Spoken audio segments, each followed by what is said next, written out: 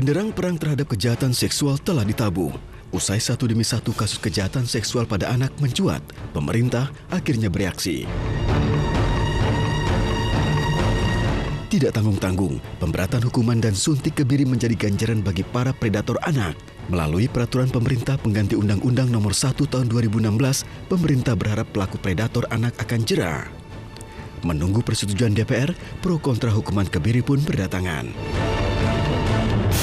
Mungkin lebih baik, kalau menurut saya sih, dihukum mati. Kini, nasib Perpu yang mengatur hukuman kebiri ada di tangan DPR.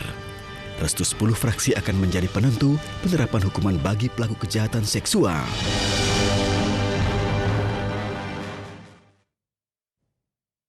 Ya, pemirsa, rencana pemerintah untuk meredam angka kejahatan seksual anak melalui Perpu atau peraturan pemerintah pengganti undang-undang menuai kontroversi.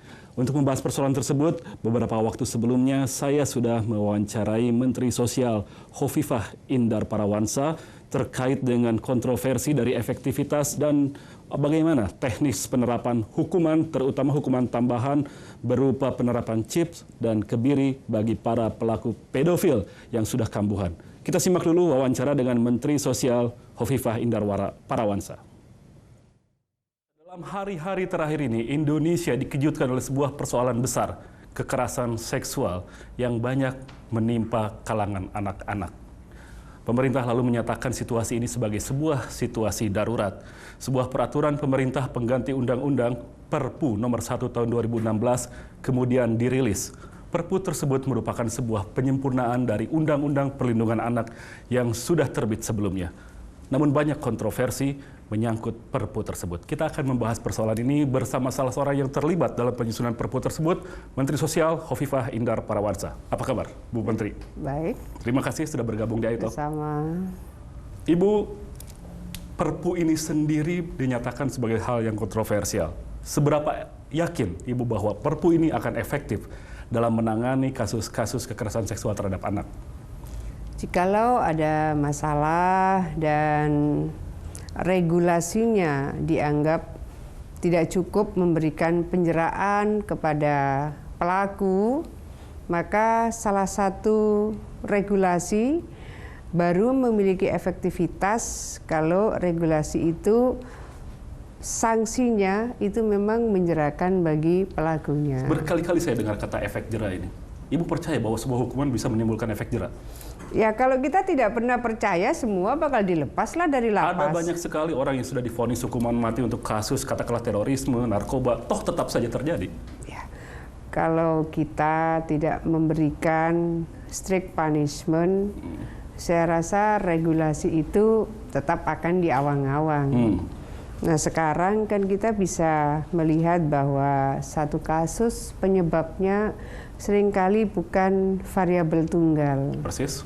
Tetapi negara harus tetap menyiapkan sebuah regulasi yang bisa memberikan strict punishment dan bisa memberikan penjeraan bagi pelakunya. Saya rasa ini berlaku di seluruh dunia lah. Kenapa yang dipilih adalah efek jera, bukan efek restoratif katakanlah? Ya, kalau sekarang misalnya dia pelaku pedofil yang korbannya berkali-kali. Kita mau menunggu berapa banyak korban baru. Lalu kemudian seringkali masyarakat ingin bahwa negara hadir dengan memberikan rasa keadilan bagi korban dan keluarga korban. Persis. Saya khawatir kalau tidak pernah ketemu korban, tidak pernah ketemu keluarga korban, dia tidak bisa merasakan betapa trauma yang sangat mendalam bagi korban dan keluarga korban. Itu memang nggak bisa dikompensasikan, dikonversikan dalam bentuk apapun. Proses rehabilitasi penting, dan rehabilitasi itu pula yang ada di Perpu.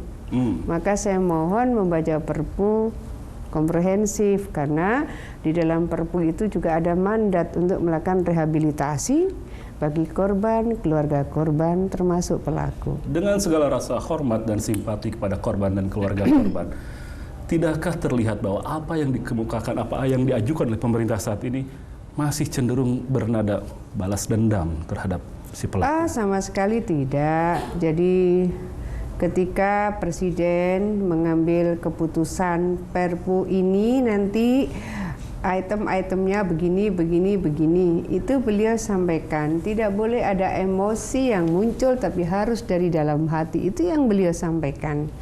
Maka yang direvisi itu pasal 81, 82.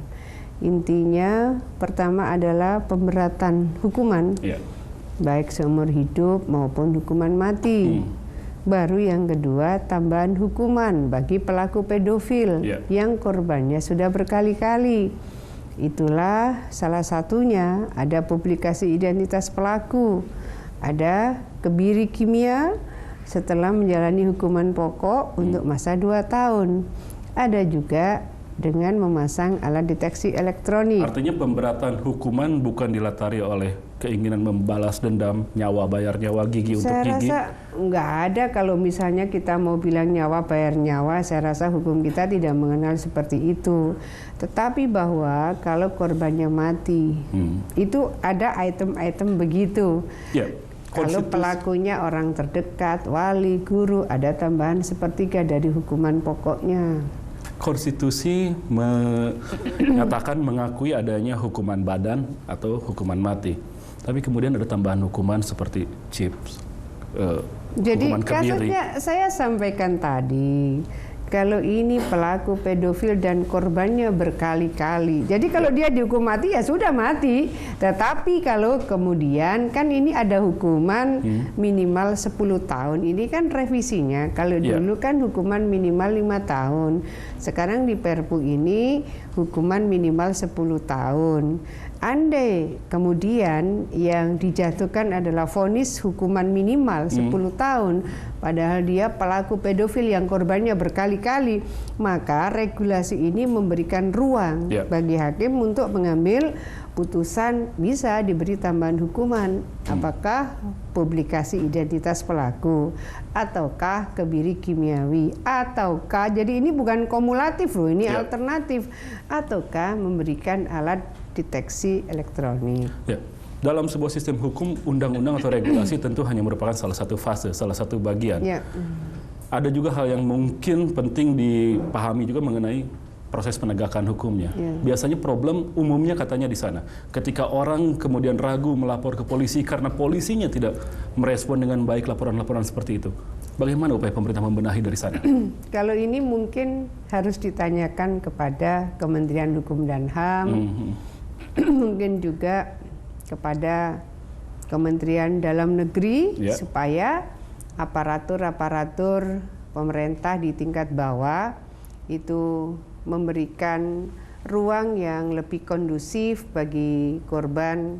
Tapi kalau kita lihat dari konteks kesadaran hukum, sosialisasi hukum, bukankah hal itu juga sebaiknya lebih diintensifkan untuk bisa membuat efektif upaya penegakan hukum dalam soal ini? Ya harus sama-sama. Kalau kita mau nunggu sosialisasi sampai berapa lama, Indonesia ini bukannya begitu luas. Kemudian kita melihat masyarakat Indonesia mungkin masih 60%-an itu lulus SD. Jadi kalau kita mau menunggu sosialisasi sampai betul-betul kita anggap loh ya, belum tentu anggapan kita juga benar. Berapa lama sebetulnya? Sementara korbannya di mana? Kalau saya tanya, atau mungkin teman-teman jurnalis tanya kepada keluarga korban, hukuman mati, kebiri, karena mereka merasakan trauma dan sakitnya bagaimana keluarga yang ditinggalkan oleh anggota keluarganya dengan kejahatan seksual, dengan penyiksaan, penganiayaan, dan seterusnya. Jadi bukannya kita mencoba memasukkan hati pikiran kita kepada keluarga korban, yang kalau keluarga korban itu ditinggalkan anggota keluarganya karena kasus kejahatan seksual, bisa dicek di mana saja. Jadi saya takut kita tidak mewakili korban dan keluarga korban, sehingga selalu berpihak kepada pelaku. Lalu kenapa kita tidak mencoba menyeimbangkan gitu? Kenapa harus dilihat bahwa upaya untuk mengkritik hukuman itu sebagai sebuah pembelaan terhadap pelaku?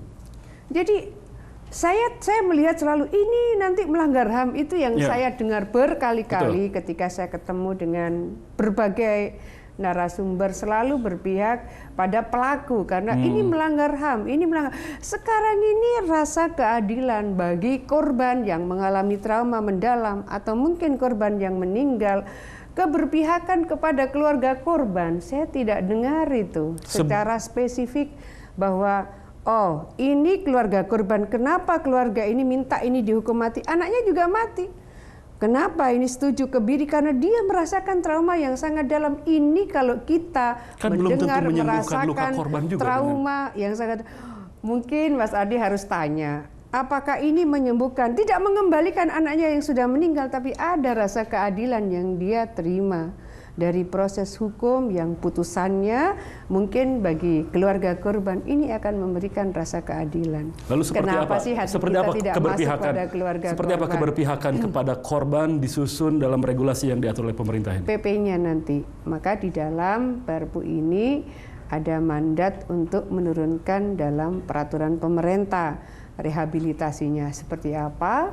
Di Undang-Undang Perlindungan Anak sebenarnya juga ada restitusi, tapi restitusi itu seperti apa, itu breakdown PP-nya belum turun. Baik. Kita akan bahas mengenai apa yang bisa dilakukan untuk korban, apalagi jika korban itu adalah anak-anak kita. Tapi mungkin setelah jeda berikut, Bu Menteri. Pemirsa, kami akan segera kembali.